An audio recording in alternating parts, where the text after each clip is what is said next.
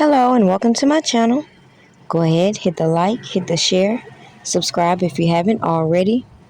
It doesn't matter where you look in the urban community online, you'll see the same pattern of behavior, whether it's in the celebrity world or in this YouTube world. And what gets me is the hypocrisy and selective outcries when we see certain things playing out right in our face, but we don't say nothing depending on how we feel about the person involved. But oh, let it be somebody we don't like and we got so much to say. And what kills me is a lot of it is behind rumors. People don't think about what happens when those rumors cost somebody their lives. Stay tuned as I make this video make sense.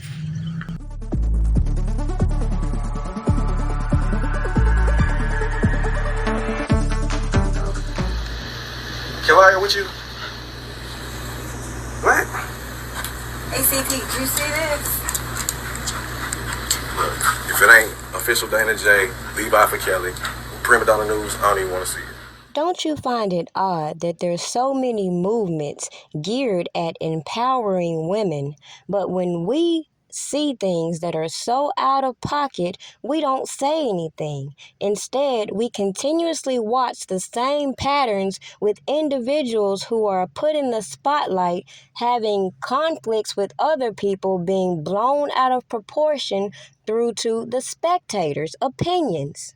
Now, granted, everybody has freedom of speech, but let's think about this dysfunctional behavior we see within the Black community and how so many people's freedom of speech ends up inciting a whole lot of turmoil between individuals who may have made certain comments that have nothing to do with what people's opinions have focused on. Then you're going to have people stirring up petty beefs between individuals, making them feel they need to pick a side. And you'll see all these other spectators giving you the play-by-play of what everybody's doing, which may be completely wrong. And nobody sees the hypocrisy between this Black girl magic and Black excellence when obviously, within the Black community, there's so much deep-rooted hate that people can't recognize they can shine without ever having to formulate opinions on the next person that has nothing to do with them. For example, think about all those people who had those interviews and were so anxious to ask all these celebrities their opinions on Robert Kelly. Never mind he's going through this public trial by media, and nobody starts to think about how they're corrupting potential jury members. But yet, when other people come into the culture, we see people so ready to co-sign fuckery and down each other. It's ridiculous. Somebody make this shit make sense.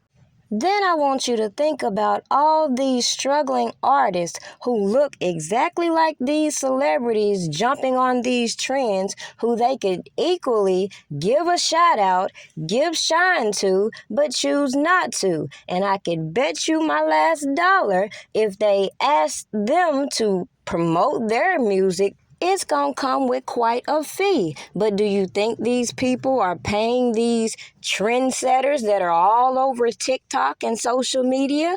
I think not. But the point I wanted to make with all of these celebrities pictured is it's very interesting how people respond to these industry beefs, all of these love and hip-hop entanglements, and it's all funny hee until somebody gets hurt. We see all this gang shit. Everybody wants to claim what set they're from, and then when we see tragedy, we don't see the same energy in the fight for justice. Like in the case of Snootie Wild, who has yet to have that same spotlight that other individuals have had when it comes to bringing awareness to the person who took this man's life.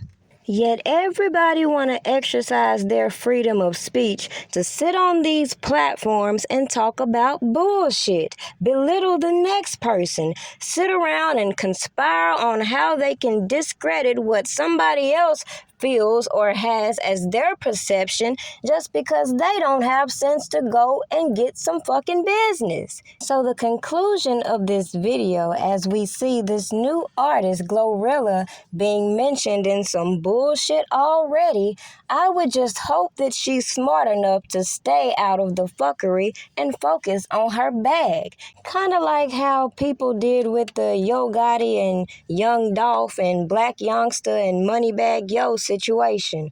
Why do we, the people, have to feel pressured to pick a side when, as an artist, we should be able to like either one? But the problem is people don't want to acknowledge when we see the fuckery going on that steers individuals on the wrong path. So in general, if we don't start speaking up when we see this type of bullshit and calling it out, ain't no need in being all in our feelings talking about some Black Lives Matters, race baiting, when we can't even love on each other. So how in the fuck is we supposed to talk about racism?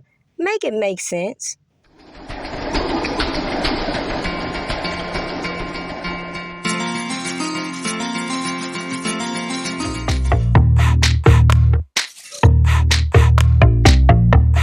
Something good